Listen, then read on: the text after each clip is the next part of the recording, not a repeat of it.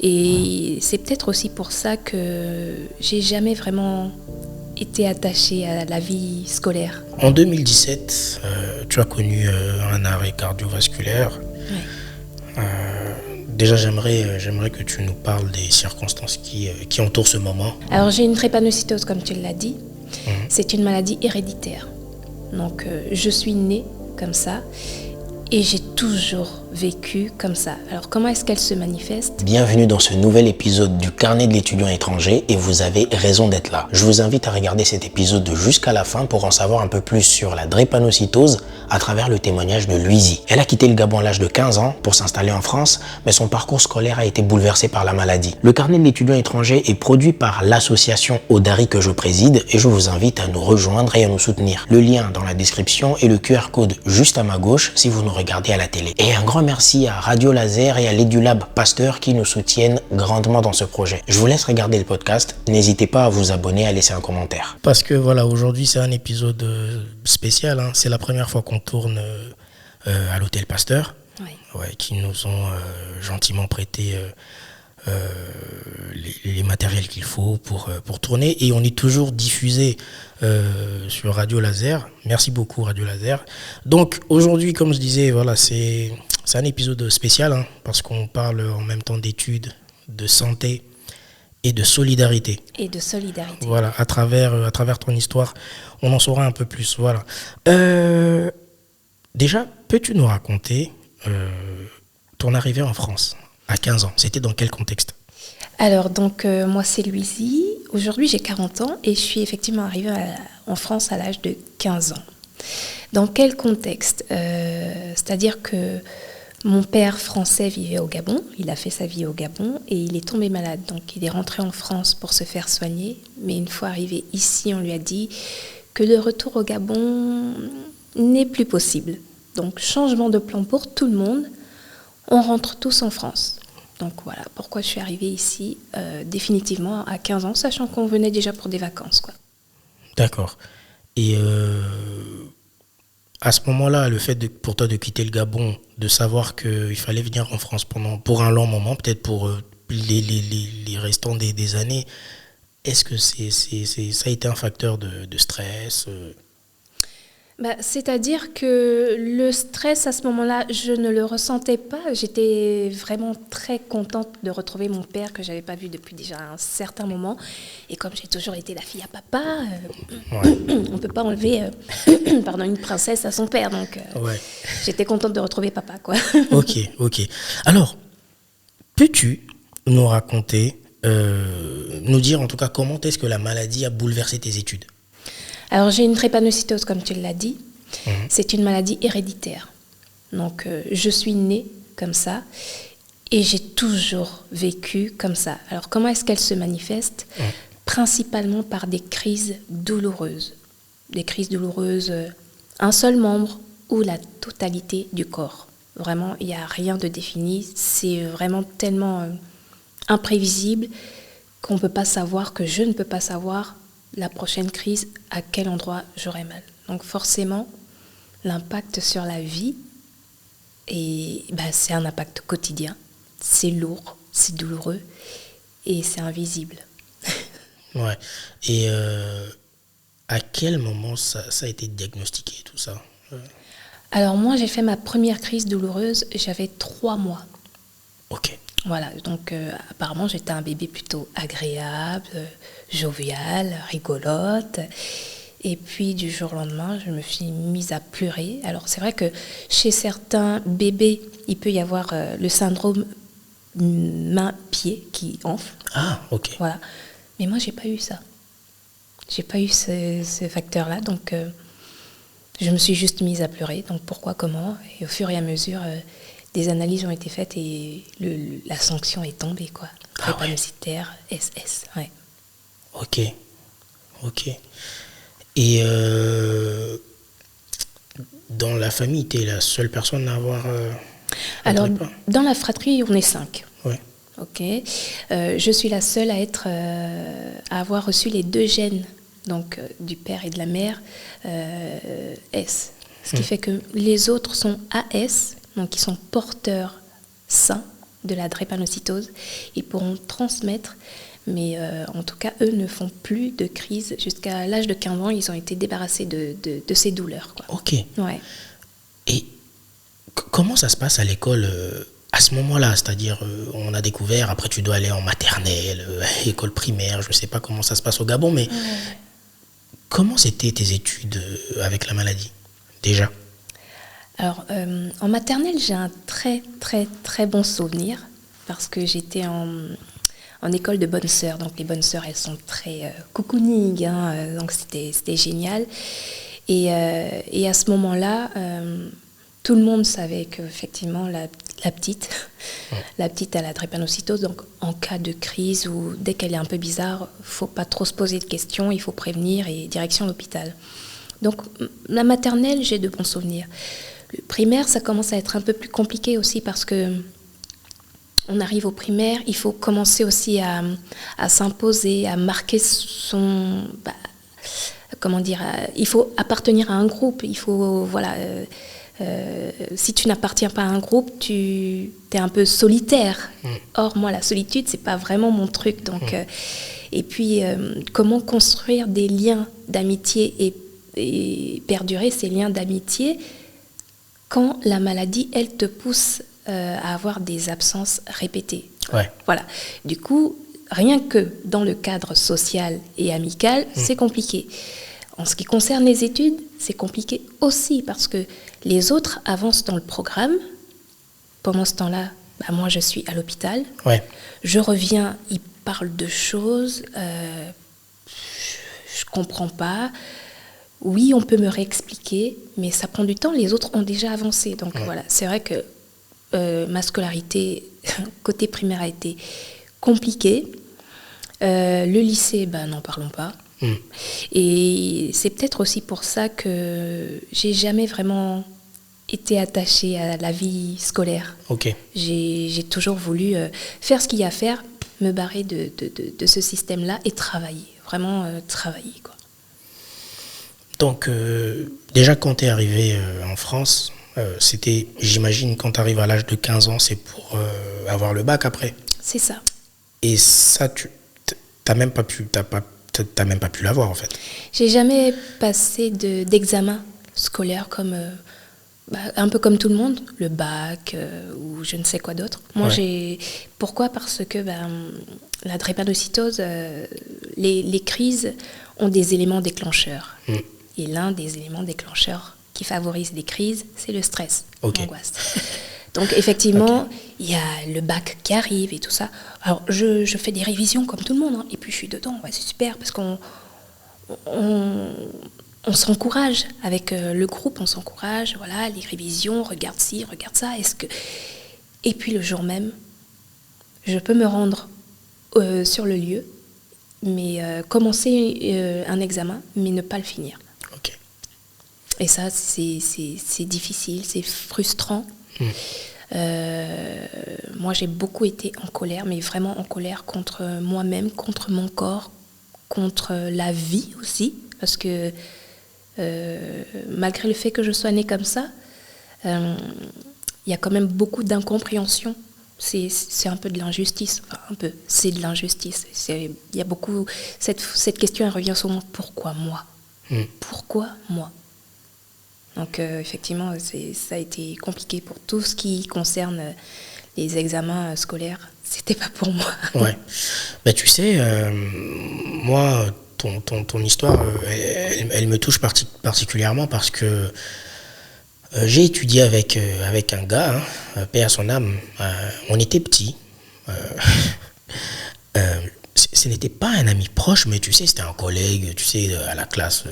Un camarade de classe. Un camarade de classe, ouais. Tu vois, on était quoi, 30-40, hein. Oui, dans les... Ouais. Oui. Donc, et le mec, il était toujours rigolo, il était grave drôle, vraiment, je me souviens de lui, de son sourire, de ses taquineries, et là, je te dis, 2008-2009, hein, à l'époque. Sauf que, voilà, à la rentrée de 2010, je reviens, on nous apprend qu'il est décédé et tout ça. Ouais.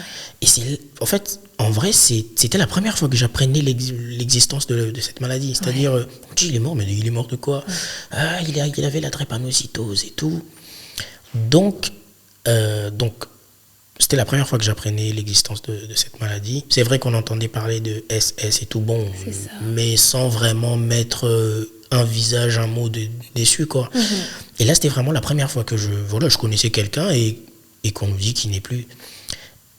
Et à part ça, donc, c'était à ce moment-là, mais des années plus tard, j'ai été témoin d'une situation bizarre, hein. Tu connais, je ne sais pas si déjà elle ne m'a pas donné le nom de citer son nom, j'aurais dû demander son autorisation, donc c'est quelqu'un que tu connais aussi. Oui. Donc elle était en live sur Insta. C'était sur un compte communautaire congolais, ça s'appelle, je sais plus comment ça, Voice of Congo, je crois. Okay. Et au fait, le gars, pendant le live, il faisait monter des gens pour parler et tout.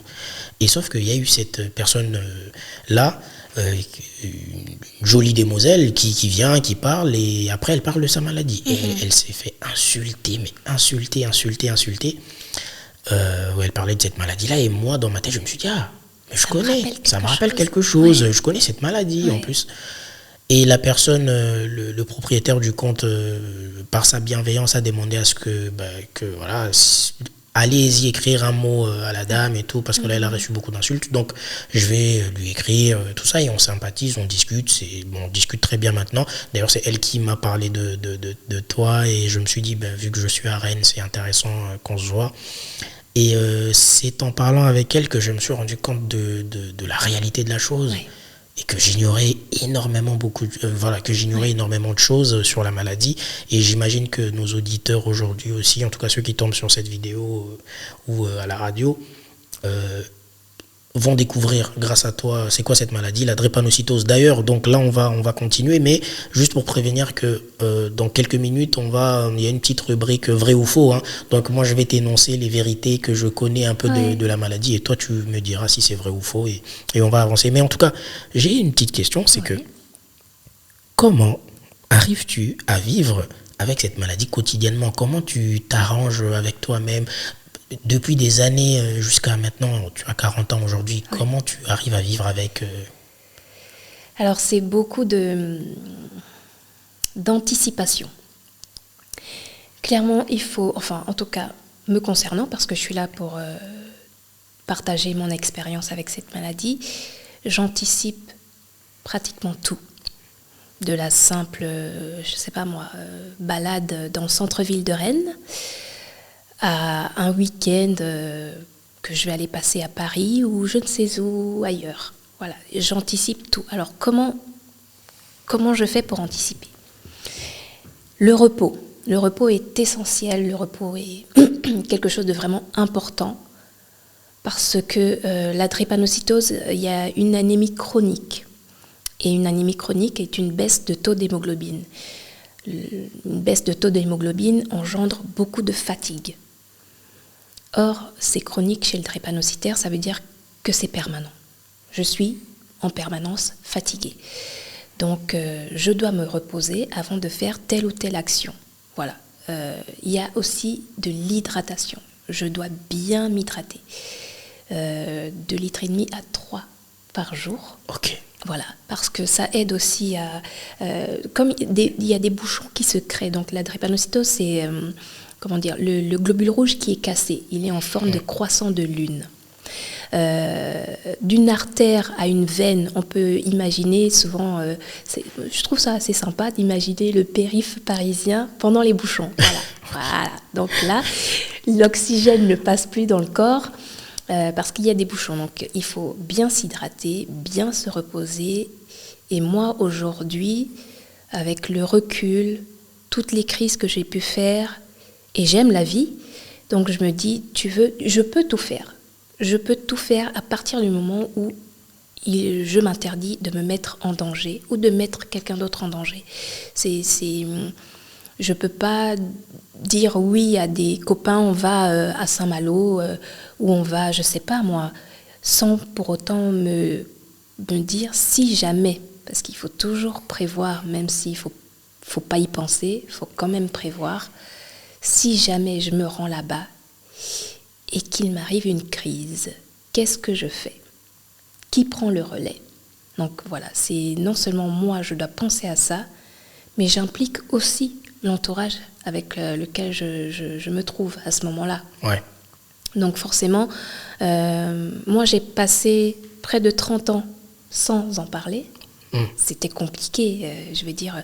Et comme je disais tout à l'heure, moi la vie je l'aime. Donc je partais en soirée par-ci, par-là. Et quand pendant une soirée, tu te retrouves à rigoler que d'une seconde à l'autre, tu t'éteins. Parce que je m'enferme dans une bulle, je sais que je suis douloureuse, que je suis très douloureuse, je dois garder un visage ouvert, jovial, pour ne montrer à personne que là, il se passe quelque chose, je ne suis pas bien, mais sauf que le monde autour de moi sait qu'il se passe quelque chose puisque j'ai arrêté de rigoler. Je viens vers toi, je rigole, et puis d'un moment à l'autre, je me mets dans un coin, je veux devenir la plus petite, vraiment invisible. Faut pas qu'on me voie, faut pas qu'on m'entende parce que je souffre. Mais d'un autre côté, j'ai besoin d'aide. Va chercher de l'aide. Mais comme je n'en parlais pas, je vais commencer par dire quoi ? C'est compliqué. Donc pendant plusieurs années, ton entourage, en tout cas tes amis, n'étaient pas au courant que tu souffrais ? Non, ah ouais non, j'en parlais pas. Je veux dire, même mes premiers petits copains, Ok. J'en parlais pas. Mais d'ailleurs, ça répondit à ma prochaine question, c'était vraiment de comprendre les relations sociales, les interactions, relations sociales, familiales, amoureuses, en couple et tout. Comment tu gères avec la maladie ? Le couple ? Oui, par exemple. Le couple, comment je gère avec la maladie ? Bon, aujourd'hui, c'est quelque chose que j'aborde avec beaucoup plus d'assurance. Disons que j'ai les mots. Aujourd'hui, je suis célibataire. Je rencontre quelqu'un, on fait connaissance et de suite, je vais lui dire que voilà, j'ai une drépanocytose. Je ne sais pas ce que c'est la drépanocytose. Tu peux m'en dire plus ? Oui, je peux t'en dire plus. La drépanocytose est la première maladie génétique en France. Ah bon, t'es sûr ? Je ne connais pas du tout, j'ai jamais entendu parler. Qu'est-ce que c'est injuste ? Ouais. Ça, c'est la réalité. Et puis, donc, je lui explique ce à quoi il peut faire face, c'est-à-dire les crises douloureuses, la fatigue. On prévoit un week-end au Portugal. On peut l'annuler à la dernière minute, ce week-end au Portugal. Pourquoi ? Parce que, au pire des cas, on est à l'hôpital. Au mieux, la crise, elle se gère à la maison. Ouais. Ça, c'est dans le couple. Ce qui concerne le cercle familial, moi, mon cercle familial l'entend, le comprend. Il n'y a pas de jugement là-dessus. Personnellement, je ne peux pas dire que tout le monde sait exactement ce que je vis, ce que je peux subir. Ouais. Mais dans mon cercle familial, il n'y a pas de jugement. Et de mon côté aussi, peut-être que je garde un petit peu ça pour moi, pour éviter de les impacter. En ce qui concerne les amis, c'est simple, hein, les amis, si tu supportes, tu restes. Si tu supportes pas, c'est pas grave. Il n'y a rien d'imposé. J'entends bien. Et d'ailleurs, c'est arrivé déjà plusieurs fois.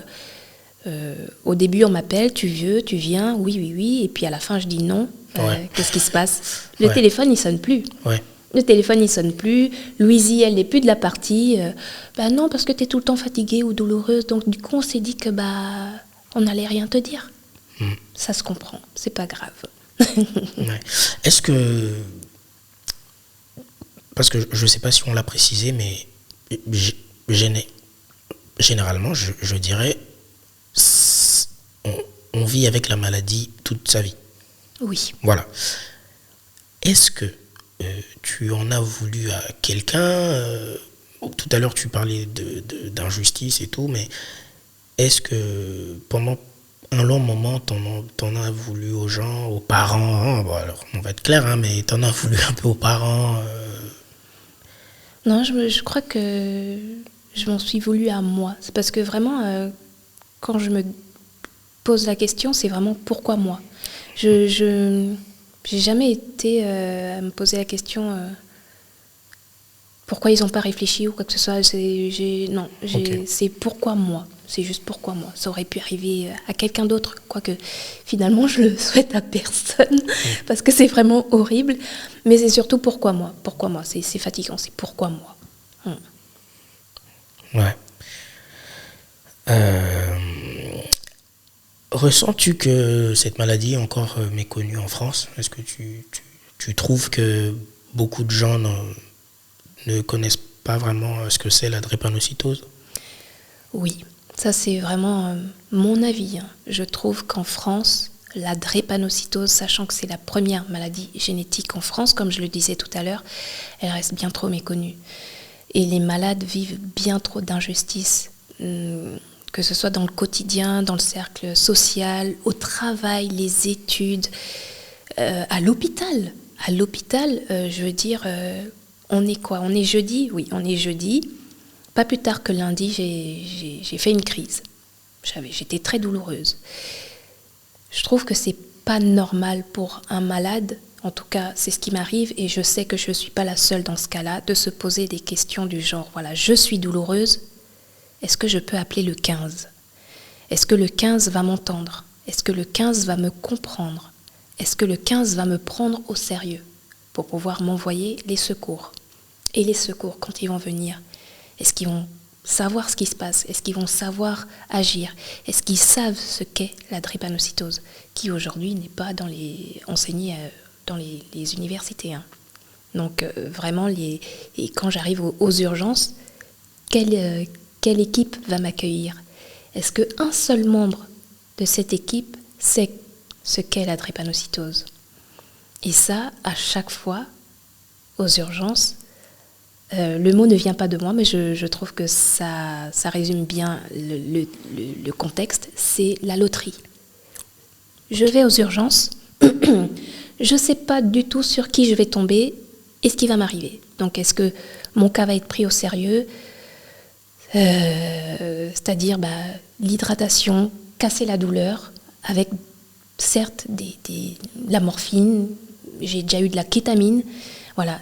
Est-ce qu'ils vont faire ce qu'il faut ou, comme c'est déjà arrivé plusieurs fois, je me retrouve dans un brancard, dans un coin, je hurle, je pleure, j'ai mal, mais je vois cette horloge qui tourne et on ne fait pas grand-chose. Donc la drépanocytose en France manque de formation, d'information, et je veux dire même à la télé, on parle du téléthon par exemple, on parle de la mucoviscidose, on parle aujourd'hui de l'endométriose. Personnellement, la drépanocytose à la télé, j'ai aucun souvenir. J'ai aucun souvenir, et ça je trouve que c'est injuste. Donc, et c'est un peu un constat général, il y a d'autres... malades qui pensent... Bien sûr, okay. bien sûr, oui.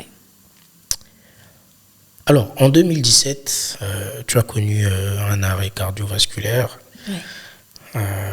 Déjà, j'aimerais que tu nous parles des circonstances qui entourent ce moment. Voilà. Alors, 2017, en hiver, donc c'était en décembre, et à ce moment-là, je vivais avec le conjoint de l'époque, donc dans la Manche, dans la ville de Saint-Lô. Et je fais une crise. Cette crise, elle se cible au niveau de la poitrine. Donc c'est un syndrome thoracique aigu. C'est une complication malheureusement fréquente chez les drépanocytaires. Et elle peut être fatale. Si elle n'est pas prise à temps, si elle n'est pas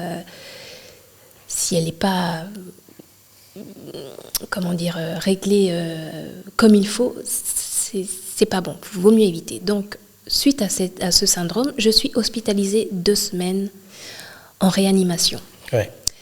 La période de Noël arrive et le service nous fait comprendre que bon, voilà, Noël arrive, c'est vrai que tu as encore un peu mal, mais est-ce que nous, ce qu'on aimerait, c'est que tu rentres à la maison, profiter de la famille et de cette ambiance magnifique qui est Noël en famille. Alors avec mon conjoint, on se regarde et puis on se dit non, c'est vraiment pas le moment. Moi-même, je me sentais faible, je me sentais fatiguée, j'avais du mal à respirer. Mais sous les conseils du personnel soignant, ouais, avec les mots et l'énergie qu'ils ont mis à nous faire comprendre que oui, bon, c'est pas grand-chose, on a fini par accepter. Ouais. Et on est sorti. Donc je sors le premier jour, il fait froid, hein. Vraiment c'est l'hiver, il fait froid. Et mon conjoint, je me souviens donc, il me dit il me stimule. Voilà, t'es sortie de l'hôpital, je suis une gourmande, donc il me propose restaurant, et puis je lui dis non, je suis fatiguée, je préfère qu'on rentre à la maison. Très bien, on rentre à la maison, et à la maison, il continue de me stimuler. Tu veux manger quoi? Je suis pas dedans, je suis pas dedans, je suis éteinte, je suis très fatiguée, donc bon, il dit ok, on va dormir, quoi. La première nuit a été très très difficile, on a à peine dormi. Le lendemain arrive, il me dit bon alors on est samedi, il fait plutôt beau, tu veux faire quoi? Les magasins? Il continue à me stimuler, et puis maintenant je lui dis non, il fait froid, je vais rester là, voilà. Bon, la journée passe, et à chaque fois qu'il me propose quelque chose, voilà, je suis pas dedans, je refuse. La nuit arrive, et j'avais de plus en plus mal à la poitrine, mais je ne lui avais rien dit. J'avais de plus en plus mal à la poitrine.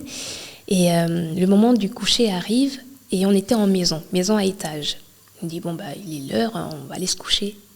Et je lui dis, en fait, je repousse le moment, parce que je lui dis, mais non, le film arrive après. Et puis il me dit, ouais, t'es bien gentil, mais tu sors d'une hospitalisation, il faut quand même que tu te reposes, quoi.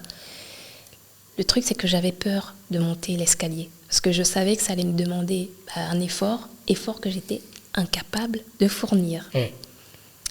Je regarde l'escalier, et lui, il voit dans mon regard que voilà, ça c'est un obstacle pour moi. Donc il me dit, écoute, c'est pas grave, moi je te porte jusque dans le lit. Il arrive à me porter jusque dans le lit. C'est difficile, c'est douloureux. J'essaye de garder ça pour moi, mais lui, étant donné qu'on est restés quand même 10 ans ensemble, voilà, il capte que voilà, là, tu es en train de me mentir, je sais très bien. Mais c'est vrai qu'il n'avait pas les gants toujours pour dire les choses, donc il y va mollo. Il me dit, t'es sûre, ça va? Oui, ça va. Bon, voilà, on se couche, et je remarque qu'effectivement, sur le dos, j'arrive pas à respirer. Le côté gauche, j'arrive pas à respirer. Côté droit, j'arrive pas à respirer. Semi-assise, je n'arrive pas à respirer. Lui dit au bout d'un moment, stop. Je vois bien que tu t'es pas bien, t'as mal. Ce que tu fais, c'est que tu te prépares. Moi, j'appelle le 15. Je te ramène à l'hôpital, c'est pas possible. Il m'accompagne dans la salle de bain. Je me vois entrer dans cette salle de bain. Après, c'est le trou noir. Je me réveille à l'hôpital. Donc, qu'est-ce qui s'est passé pendant ce temps-là? Je ne sais pas. Je sais juste que j'ai fait un arrêt cardio-respiratoire. À la suite de ça, on n'a pas vraiment eu d'accompagnement. Je veux dire, j'ai pas vu de neurologue ou de psychologue pour en parler de ce truc. Moi-même, je ne savais pas que que je pouvais aller jusqu'à faire un arrêt. Ouais. On parle d'AVC en ce qui concerne la drépanocytose, donc un AVC, c'est déjà costaud, Ouais. Mais un arrêt cardio-respiratoire, je le souhaite vraiment à personne. Et je remercie le ciel parce que quand j'en parle et que les gens connaissent plus ou moins ce qu'est un arrêt cardio-respiratoire, ils me regardent en disant on ne revient pas d'un arrêt cardio-respiratoire en étant dans ton état. C'est que j'ai eu énormément de chance. Donc oui, mais j'ai eu énormément de chance. Mais c'est vrai que émotionnellement, ça reste ultra marquant. Donc, Okay. Voilà.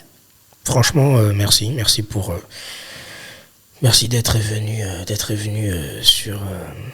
sur cet épisode-là de ta vie. J'imagine que ça n'a absolument pas été facile, ni pour toi, ni pour tes proches.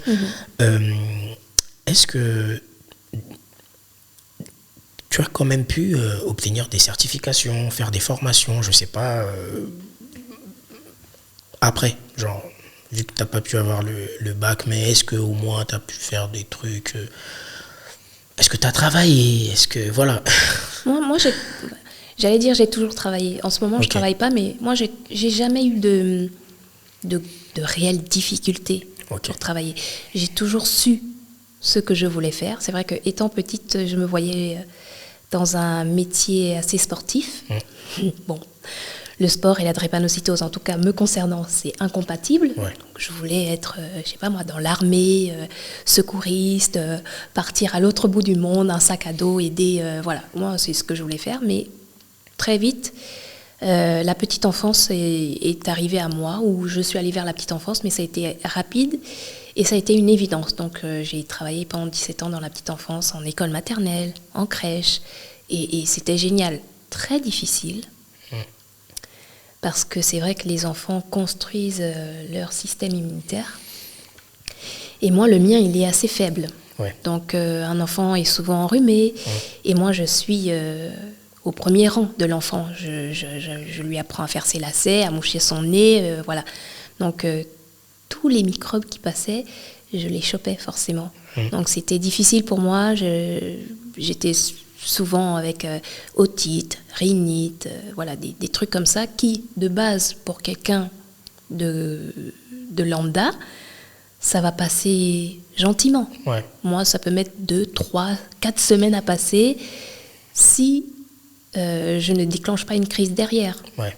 Donc ça a été très compliqué, mais c'est vrai que j'ai quand même réussi à travailler pas mal de temps dans la petite enfance. C'était génial. Et c'est quelque chose qui me drivait aussi. Il est important, surtout quand on est malade, de faire vraiment ce dans quoi on peut s'épanouir. Ouais. C'est important, parce que le reste du temps, on est soit fatigué, soit à l'hôpital, il y a toujours ci, il y a toujours ça, la maladie. Elle ne se met jamais vraiment sur pause. Donc il est important de s'épanouir. Et moi, je me suis vraiment, vraiment épanouie dans la petite enfance. Le Covid est arrivé, et sachant que mon état et travailler dans la petite enfance n'était pas vraiment compatible, je l'ai fait parce que j'ai la tête dure. Le Covid est arrivé, et le Covid a mis tous mes plans en l'air. C'est-à-dire que le CDI que j'allais signer, je ne peux pas le signer. Et l'encadrement, le personnel soignant, notamment mon spécialiste, m'a dit « Mais là, c'est compliqué pour moi de te laisser sur le terrain avec ça, sachant que, bon, voilà, je ne sais pas comment tu vas réagir, je ne sais pas comment tu vas encaisser ça, donc je préfère pas. » Donc là s'impose une reconversion professionnelle. Ouais. Et la reconversion professionnelle, c'est quelque chose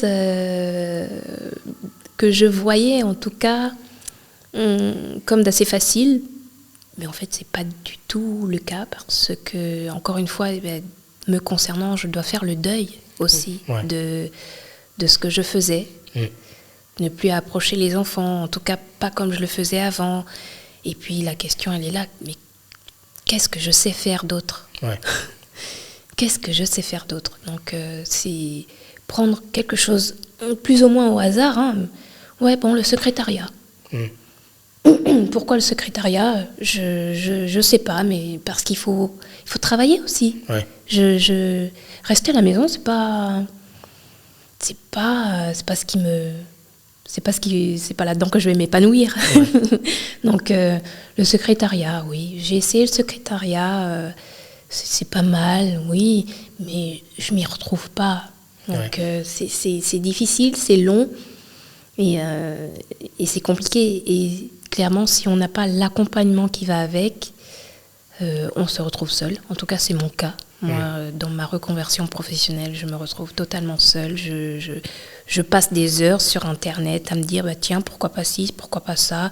Et puis, tu vas demander au conseiller Cap Emploi, je suis intéressée par ci. Il va te dire, ok, d'accord, alors c'est simple, hein, tu vas faire une étude de marché, tu vas faire des stages. Et dans ma tête, je me dis, mais en fait, j'ai pas 15 ans.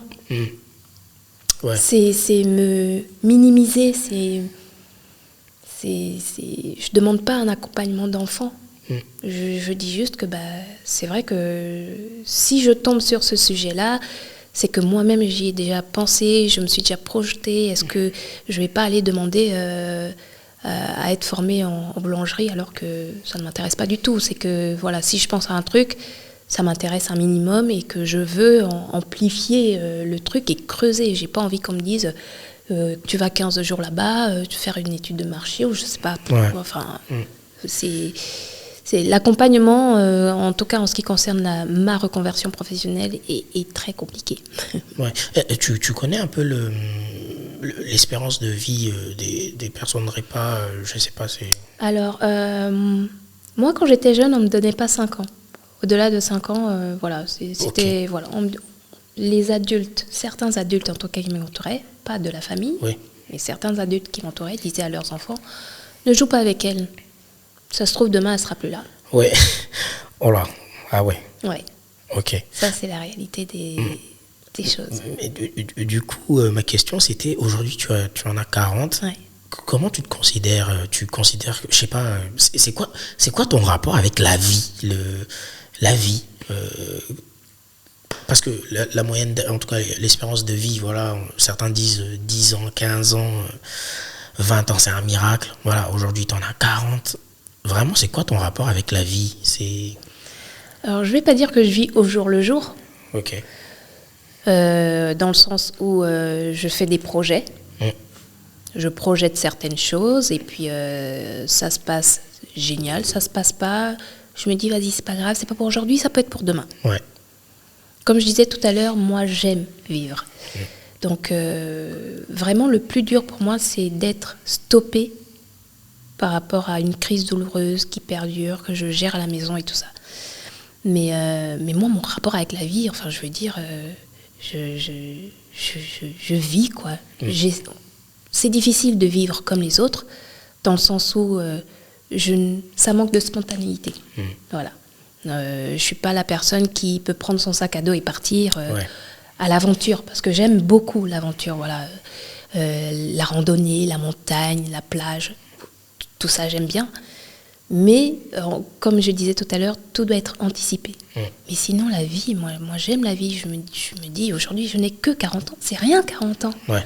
40 ans, c'est rien. Et quand j'aurai 80 ans, oui, je pourrais dire que moi, tu sais, quand j'étais jeune. Mais encore aujourd'hui, 40 ans, avec mon expérience de vie, je suis un bébé, oui, d'accord, ok. Mais c'est vrai que j'ai une expérience de vie quand même. Mais moi, mon rapport avec la vie, je l'adore et je ne vois pas de fin. Ok. Je ne vois pas de fin. Je me dis, aujourd'hui, je fais ci, demain, je vais faire ça. Si je n'ai pas de programme défini pour les jours à venir, c'est pas grave, je vais trouver quelque chose à faire. Et encore, par exemple, aujourd'hui, je suis active dans des associations qui luttent contre la drépanocytose. Donc, ça, c'est quelque chose qui me drive énormément. Donc, oui, mon rapport avec la vie, je ne vois pas de fin.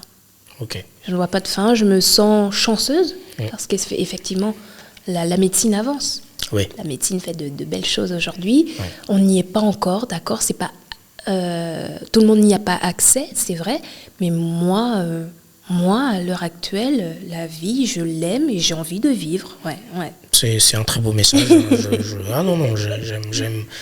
J'apprécie énormément ce point de vue et cette manière de voir la vie. C'est positif et on en a tous besoin. Écoute, on passe à la rubrique dont je t'ai parlé il y a quelques minutes, celle de vrai ou faux. Parce que moi j'ai des infos, j'ai essayé de creuser, mais au fait je me suis interdit de creuser trop. Parce que j'ai quelques idées de la maladie, j'ai quelques infos et moi je vais te les énoncer et tu me diras vrai ou faux. Après tu vas expliquer. Avec mon regard. Avec ton regard. Alors, première question. La drépanocytose ne touche que les personnes noires. Vrai ou faux? C'est faux. C'est faux.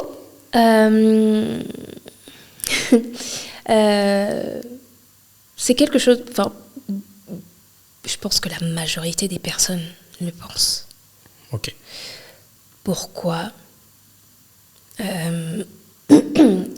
Historiquement parlant, on va dire, la mutation de ce gène s'est créée à la base pour lutter contre le paludisme. Ok. Maintenant, le temps a fait les choses, l'histoire a fait les choses. Aujourd'hui, la drépanocytose concerne tout le monde. Vraiment tout le monde. Moi, pas plus tard que le mois de juillet, j'ai passé une semaine en compagnie d'autres drépas bien plus pâles que moi. Donc, Donc, C'est plutôt, on dirait plutôt que c'est la majorité quand même. La on majorité, peut dire c'est noirs et afro-descendants. méditerranéen. Méditerranéens. Ok. Ouais. On peut dire ça comme ça, oui. Alors, deuxième, c'est le froid et l'effort physique sont les pires ennemis d'une personne drépanocytaire. Ah, ça c'est vrai. Hein. Ça c'est vrai. Il me semble que c'était en 2022. J'avais un rendez-vous dans un centre de formation et c'était en hiver, décembre ou janvier. Il faisait vraiment froid. Je sors de l'immeuble. À partir du moment où je pose les pieds à l'extérieur de l'immeuble, j'inspire et à ce moment-là, je sens que, tac, la journée pour moi, elle est terminée. Il est à peine 9h, c'est fini. Là, je suis en crise. Pourquoi et comment? C'est parce que dans cette inspiration, il faisait tellement froid que d'ailleurs, je l'ai dit aux secouristes, j'ai avalé des lames de glace. J'ai senti l'air faire tout son trajet jusque dans mes poumons et j'avais vraiment l'impression d'avaler des lames de glace. Ça fait très très mal. Donc le froid et l'effort physique, si tu peux pas le gérer, vaut mieux ne pas faire. Concernant l'effort physique, à la maison, là, j'ai un vélo elliptique. J'ai investi dedans parce que j'ai envie de faire du sport, pas pour être gaulée comme je sais pas qui, vraiment pour faire travailler mon cœur et c'est vraiment une question de santé. Et j'avais en tête de reprendre cette activité dès le 1er septembre. Aujourd'hui, j'ai toujours pas pu faire.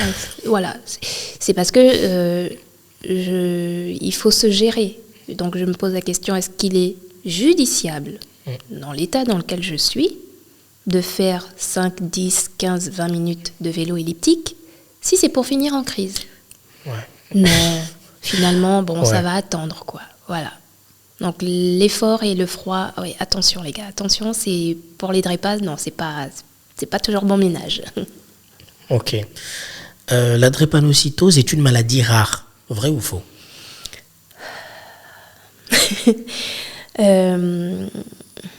Pour moi, non. Ok.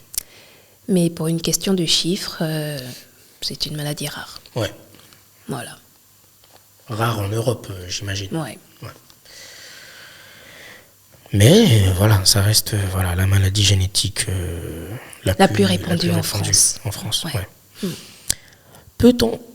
On peut guérir complètement de la drépanocytose, vrai ou faux?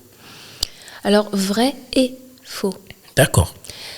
Je ne suis pas sur cette thérapie, donc pour guérir ou prétendre à une guérison de la drépanocytose, il faut être sur la greffe de moelle osseuse. Ok. Voilà. C'est quelque chose qui se passe... je ne peux pas vous dire, en fait, finalement, comment ça se passe, parce que, encore une fois, je ne suis pas sur cette thérapie-là. Mais les malades avec qui j'ai échangé concernant la greffe de moelle osseuse, aujourd'hui sont guéris. Oui. Pourquoi? Parce qu'ils ne développent plus de crise douloureuse, par exemple. Mais, quand tu fais une greffe, peu importe l'organe, tu prends une partie de ton donneur. Ok. Donc, ce donneur, tous les tests sont faits, mais il y a des maladies qui dorment, qui peuvent éventuellement se réveiller chez le receveur. Okay. Donc, oui, tu peux guérir de la drépanocytose. Et je veux dire, par exemple, si moi on me propose la greffe de moelle osseuse, je vais dire oui. Pourquoi? Parce que demain, je pourrais faire du sport, je pourrais me balader sous la pluie, je pourrais faire un saut en parachute, faire des choses qu'en étant drépanocytaire, c'est pas compatible. Et on te l'a jamais qui doit te proposer ça? Alors, la greffe de moelle osseuse, c'est vraiment toute une équipe on étudie ton cas. Ok. Moi, je peux dire à mon médecin, voilà, je suis fatiguée, je veux la greffe de moelle osseuse. Ils vont étudier le cas. Il faut vraiment se poser les bonnes questions, bénéfices et risques par rapport au patient. Ouais. Comment est-ce que le patient vit aujourd'hui? Est-ce qu'il est judicieux de le mettre sur une greffe de moelle osseuse. Greffe de moelle osseuse, on te vide quand même de tout système immunitaire. Donc, ça reste... C'est pas anodin, voilà. C'est pas un acte anodin. C'est un truc à prendre vraiment au sérieux, qui demande aussi beaucoup aux malades. Parce que tu te retrouves isolé quand même à l'hôpital pendant un temps. Ouais. Donc, émotionnellement, ça te demande. Physiquement, ça te demande. Tu perds tes cheveux. C'est pas quelque chose d'hyper jovial. Oui, il y a la guérison qui arrive après. Mais il y a quand même un long chemin à faire avant, quoi. Donc, moi, personnellement, je ne suis pas sur ce cas-là, sur cette thérapie. Ok. La prise en charge à l'hôpital ne se passe pas toujours bien. Vrai. Et le problème, c'est quoi? C'est que ceux qui nous accueillent aux urgences ne sont pas formés à l'école. Je veux dire, je m'y connais pas en chaussures. Comment faire les chaussures et tout ça. Je peux pas, du jour au lendemain, me dire je me lance dans la confection de chaussures. Ouais. Je n'ai pas la formation pour, les connaissances pour. Voilà, donc c'est à peu près pareil. Aujourd'hui, on envoie des infirmiers au front, alors qu'ils n'ont pas les cartes en main. Ouais. C'est difficile, sachant en plus qu'il s'agit de vie humaine. Tu ne peux pas les envoyer comme ça sans pour autant les former un minimum. J'accompagne actuellement une malade. Donc le 23 août, appel au 15, les ambulanciers sont venus et les ambulanciers ne savaient pas ce que c'était la drépanocytose. Non, on est désolé, à l'école on ne nous apprend pas ça. Voilà, eux ils sont perdus. Toi t'es douloureux, t'as qu'une seule envie, c'est s'il vous plaît. Ouais. S'il vous plaît, à l'hôpital, vite. Et quand tu arrives à l'hôpital, encore, ils tournent parce que... Ça peut arriver, que tu tombes dans une équipe où il y a un membre qui a déjà vu, qui a déjà entendu. Ça peut arriver. Et quand ça arrive, c'est génial. Ouais. Mais ils ne sont pas tous formés comme on forme aujourd'hui, je sais pas moi, pour le cancer. Ou Parce que du coup, j'imagine que si une personne n'est pas formée à la drépa ou ne connaît peut-être pas, il y a de fortes chances qu'ils se disent que la personne exagère en face. Complètement. Ouais. Et c'est souvent ce qui arrive. Ouais, mais pourquoi vous criez? C'est ça. C'est ça. J'ai mal, s'il vous plaît, j'ai mal. T'as mal. Moi, ça m'est déjà arrivé qu'on me dise tu l'as attrapé où? La drépanocytose. Ok, oui. La drépanocytose, elle ne s'attrape pas. Et quand la personne qui te pose cette question est en blouse blanche, tu te dis bon, le problème, c'est quoi? C'est moi? Non, c'est pas moi, c'est lui. Sauf que ce qui engendre aussi des problèmes de communication à ce moment-là, c'est que le personnel soignant se confronte à une personne qui est tellement douloureuse qu'elle n'a pas ni le temps ni la patience d'expliquer les choses. Sauf que le personnel soignant a besoin de ces informations-là pour pouvoir avancer. Voilà. Et c'est là que se crée la cassure de la communication. Boum. Donc il faut au maximum aujourd'hui informer et former le personnel, en tout cas tous les intervenants de santé, à la drépanocytose. Et moi, quand je pense à ça, je pense aux pompiers, aux pharmaciens, le SAMU. Le SAMU aussi, parce que bon, il s'en passe des choses au SAMU. Voilà, il faut vraiment que tout le monde puisse savoir au moins... le pire, c'est qu'ils ont accès au protocole, donc au protocole de soins pour les drépanocytaires. Donc c'est assez facile. Mais il faut vraiment qu'on forme tous ces intervenants de santé à la drépanocytose. C'est bien trop important, quoi. C'est vrai. Et dernière petite question, un simple don de sang peut sauver une personne atteinte de drépanocytose, vrai ou faux? Alors c'est vrai. Le don de sang sauve des vies, en général. Voilà, le don de sang sauve des vies. Vous prenez 1 heure de votre temps, vous avez la possibilité de sauver 3 vies. Rien que ça, si je pouvais... Je pense que je le ferais le maximum. Vraiment, je me poserais même pas la question. J'ai la possibilité de sauver des vies, j'y vais. Et oui, ça sauve des vies, ça améliore le quotidien des malades. C'est-à-dire que moi, j'ai été sous transfusion pendant très très longtemps. Quand je sortais de ma transfusion, j'étais quelqu'un d'autre. je me sentais vivante, quoi. Tu sais, c'est comme une voiture. Oui.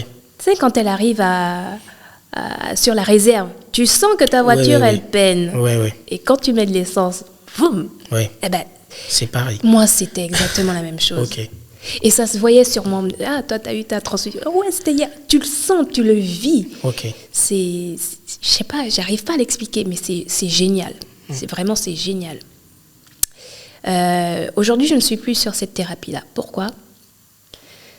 Parce que on a dû arrêter la thérapie des transfusions me concernant. Parce que j'ai fait ce qu'on appelle une allo-immunisation, c'est-à-dire que mon corps a rejeté le don de sang. Comme tout don, hein, tu fais un don de ci ou de ça, le corps du receveur peut rejeter. Alors pourquoi il rejette ? Il rejette parce que, au fur et à mesure des transfusions, ton corps développe des anticorps. C'est quelque chose qui vient d'extérieur. Ton corps développe des anticorps. Et mon corps a développé un peu trop d'anticorps qu'il a rejeté le sang que je recevais. C'est dangereux. C'est dangereux. Et la chance que j'ai eue, moi, c'est que ça s'est passé. J'étais encore dans l'enceinte de l'hôpital sous surveillance. Donc ça s'est très vite arrêté. J'ai été très vite prise en charge. Voilà.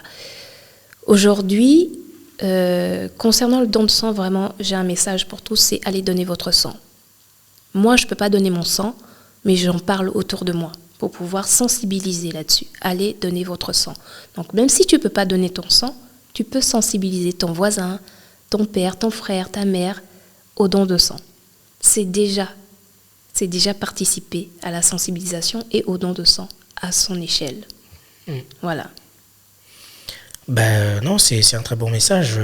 Est-ce que, par rapport à ce don de sang, il y a, étant donné que ce sont, en tout cas la majorité, c'est la communauté noire, afrodescendante, méditerranéenne, tout ça qui en souffre, est-ce que le don de sang doit généralement provenir de ce public-là aussi, de cette communauté-là, ou de tout le monde? Est-ce qu'il faut plus inciter... Alors, je m'explique parce que j'ai comme l'impression que moi qui viens du Congo, par exemple, j'ai l'impression qu'on n'a pas trop... j'ai rarement vu des gens aller donner du sang, en fait. C'est comme si on n'a pas cette habitude-là. Et pareil, ici en France aussi, quand je passe devant, par exemple... des stands où bref il y a les dons de sang, c'est rare que je puisse voir des personnes d'origine africaine ou du sud, hein. Est-ce que c'est pertinent ou pas?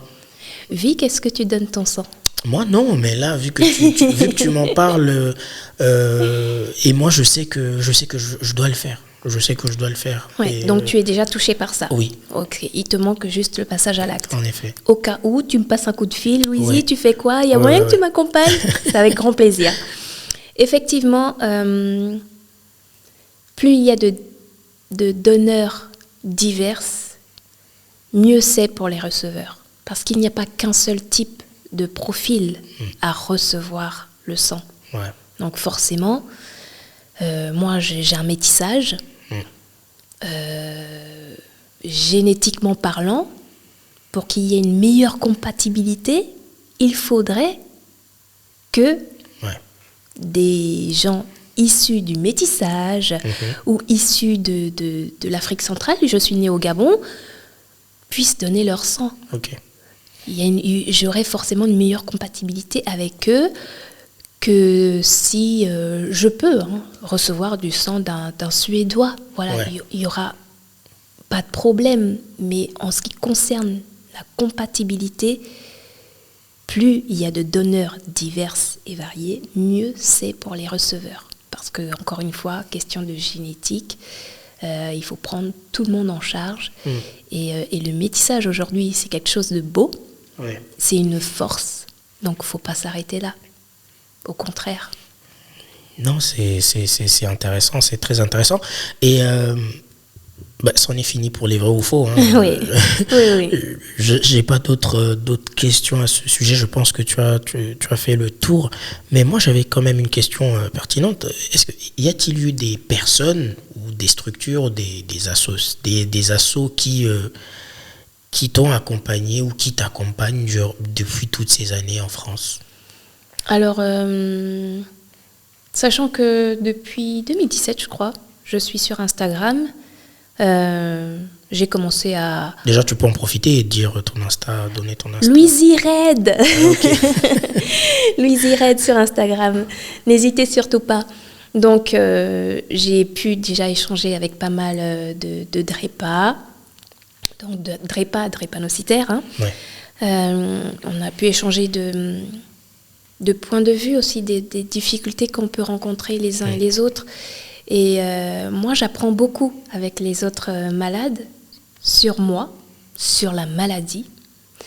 Il y a énormément de complications concernant la drépanocytose. Ulcère de la jambe, tu vois à peu près ce que c'est. Alors, un ulcère, ça commence par un petit bobo que tu vas te dire, c'est rien du tout, ça me démange un peu, je gratte. Je ne me pose pas de questions. Sauf que ce petit bobo, il va pas guérir aussi rapidement. D'accord. Au contraire, il va s'amplifier. Ok. Alors moi, jusque-là, c'était une complication que j'ai jamais eue. Maintenant, des retours de ceux qui sont passés par là, c'est que tu sens que on te grignote la peau. Oui. L'ulcère te grignote la peau et c'est vraiment une complication qui peut durer des mois, voire un. Voilà. Donc, concernant cette complication, moi, c'est pas avec mon médecin que je l'ai appris. On n'a pas dit, tiens, aujourd'hui, on va parler d'ulcère, il faut faire attention à ci, une piqûre, attention. Non, j'ai appris, en ce qui concerne l'ulcère, j'ai tout appris avec mes collègues drépanocytaires. Ok. Donc, ça, moi, on s'apporte, en fait, selon nos expériences. Fais attention à ci, fais attention à ça. L'AVC, jusque-là, et j'espère que ça va continuer comme ça, j'ai pas été sujette à ça. Oui. Sauf si j'ai fait un AVC silencieux, parce que ça existe. Ok. J'ai fait un ACR, c'est pas arrivé à tout le monde. Donc voilà, on s'apporte mutuellement nos expériences et on se conseille aussi mutuellement. C'est intéressant parce que entre nous, il y a vraiment rien de médical. Ouais. C'est tout le contraire quand tu es en face à face avec ton médecin qui va sortir ta feuille d'analyse médicale. Voilà, il va te dire oui, ça c'est bon, ça c'est bon, ça c'est bon, merci, au revoir. Non, là l'échange il est autre et puis on n'est pas potes, on n'est pas amis, mais il y a des liens d'amitié qui se créent, c'est vrai. Et ce lien d'amitié, il est né pourquoi ? Parce qu'on a la même maladie, la même pathologie, c'est énorme. En ce qui concerne les associations, je milite, hein, moi, sur Instagram, du coup, je milite et je sensibilise sur la drépanocytose. Et je suis toujours partante pour accompagner des associations sur le terrain ou en ligne. En ligne, via des vidéos, des lives. Je suis toujours partante pour ça. Parce que je suis aussi consciente que si nous, malades, on n'en parle pas, c'est pas mon voisin qui va le faire pour moi. Hein. Ouais. Toi, aujourd'hui, j'ai la chance pourquoi tu as été affecté par la drépanocytose. Ça n'est pas le cas de tout le monde. Donc aujourd'hui, tu m'invites, on pose le sujet, mais je veux dire, je vais dans la rue, bonjour monsieur, est-ce que vous connaissez la drépanocytose ? Il va me dire non. Voilà. Donc on a besoin de sensibiliser les gens à ça. Les associations font vraiment ce qu'ils peuvent, accompagner de malades. Mais on a aussi besoin que tout le monde entre dans la boucle, parce qu'encore une fois, tout le monde est concerné. En tout cas, tu as tout dit. Hein. Je pense que finalement, cet épisode, c'est déjà on sensibilise et on invite les gens au don du sang, parce que voilà, ils ne savent pas, je ne sais pas s'ils ont conscience à quel point ils peuvent sauver des vies. Et qu'en face, il y a énormément de gens qui en ont besoin. En tout cas, C'est très bien. Ben écoute, en vrai, pour finir, on arrive presque vers la fin. Il y a une rubrique que j'aime beaucoup, ça s'appelle Dis-nous tout. Voilà. Tu vas répondre à quelques questions plutôt fun et voilà, comme ça J'adore ça. Comme ça, on va finir en beauté. Alors, c'est quoi ton plat préféré, ton plat gabonais préféré? Alors là, Vic, il faut savoir que je suis vraiment gourmande. Ok. Donc je dois choisir un plat. Je dirais quand même les feuilles de manioc. Alors, je crois qu'au Congo, c'est le pondou. Pondou, ouais. J'adore ça, avec du manioc et du riz. Ouais. Parfait, parfait. Et la chanson qui te redonne de la force? Alors, j'écoute beaucoup de musique. Vraiment, j'écoute beaucoup de musique et j'ai des souvenirs de moi étant petite, en pédiatrie, complètement douloureuse. Si je n'avais pas ma musique, non, voilà. Donc, la musique fait vraiment partie de moi. Ouais. Et une musique qui me... Ça dépend du moment. Ouais. Ça dépend du moment, ça dépend de mon move à ce moment-là. Un de mes ex disait que toi, en fait, lundi, c'est jaune, mardi, c'est vert. Voilà, ça dépend vraiment. Maintenant, si je peux en sortir une comme ça, là, qu'est-ce que j'écoute en ce moment? Qu'est-ce que j'écoute en ce moment? J'écoute beaucoup... ça dépend. Mais c'est quoi ton mood? T'es plutôt R&B, t'es plutôt rap, t'es plutôt rumba congolaise, j'en sais rien, afrobeat, afropop? Je suis métisse. Ok. En fait, t'écoutes du tout. Ouais. Ok. J'écoute pas. Je vais pas. Voilà. J'écoute pas du hard rock. Ah ouais, voilà. ok, je vois. Mais vraiment, je peux passer du zouk à du Céline Dion sans problème. Sans problème. Ok. Non, je vais pas te juger. Tu sais, moi, j'arrive à passer de. Tu connais Daniel Balavoine? Oui. Il y a un son de lui, Mon fils, ma bataille, un truc comme ça.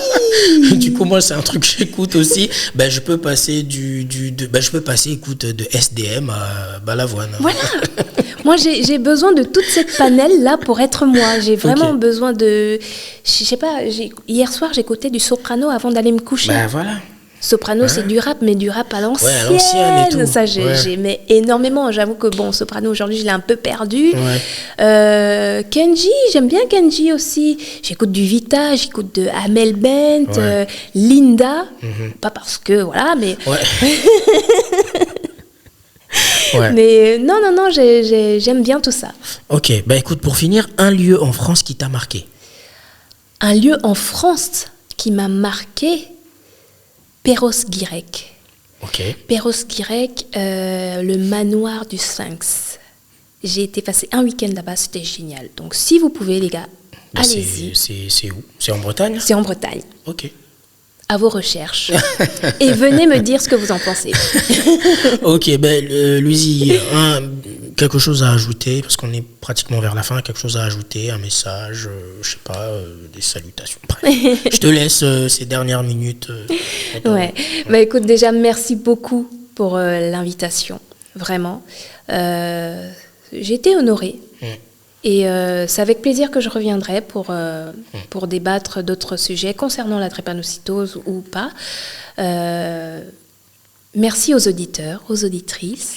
J'espère que j'ai été agréable. Et j'espère aussi avoir apporté par mon vécu des connaissances sur la drépanocytose. Et j'espère avoir éveillé les consciences sur la drépanocytose qui, je le rappelle, concerne tout le monde. Ne vous sentez vraiment, mais vraiment pas à l'abri. Faites votre test d'électrophorèse parce que c'est à partir de là qu'on sait si on a le gène ou pas. Ce qui est important avant de faire des enfants. Si jamais vous êtes concerné par la drépanocytose, que vous vous sentez seul, incompris, pas accompagné, n'hésitez pas à venir vers moi. Moi, je suis sereine, j'agis pour les drépanocytaires et c'est vrai que j'ai aussi besoin de monde à mes côtés. Donc, que tu sois drépa ou pas, Si tu veux agir pour cette cause, n'hésite pas à venir vers moi. J'ai besoin de monde pour pouvoir passer à l'action sur Rennes. L'action aujourd'hui, je suis seule pour le faire. Et c'est vrai que seule, je peux pas agir sur tous les terrains. J'ai besoin de monde, j'ai besoin de vous. Et encore une fois, c'est une cause qui concerne tout le monde. Allez donner votre sang. Et si vous ne pouvez pas donner votre sang, n'hésitez pas à en parler autour de vous. Surtout si tu es noir, métisse, tu fais partie de cette catégorie qui possède un sang en or. C'est-à-dire que vraiment, tu peux réellement sauver la vie de certains malades. Donc vraiment. Et si tu ne peux pas donner ton sang, moi, je suis bénévole à l'EFS 35. On a besoin de gens. Venez. Ensemble, on peut vraiment faire bouger les choses. C'est ça le truc, c'est qu'ensemble, on peut faire bouger les choses. Et moi, je veux faire bouger les choses. Voilà. En tout cas, merci beaucoup, Luizy, d'être passé. Et avec merci plaisir. beaucoup à nos auditeurs. Merci beaucoup, Radio Laser. Et un grand merci à EduLab Pasteur de nous accompagner dans cette nouvelle saison du Carnet de l'étudiant étranger. Et d'ailleurs aussi... Mes salutations à Aristide qui n'a pas pu être là. C'est pas faux. Ouais. Aristide, je t'oublie pas, il n'a pas pu être là. Bon, Non. j'espère que prochainement on va animer ensemble. En tout cas, merci encore. Et voilà, donc aujourd'hui, nous avons parlé d'études, de santé, de solidarité. Et c'était en tout cas, je pense que ça a été un très bel épisode. Et j'espère que les prochains épisodes seront aussi tout aussi meilleurs. En tout cas, merci beaucoup, Luizy, et Merci à la à toi. prochaine. À la prochaine.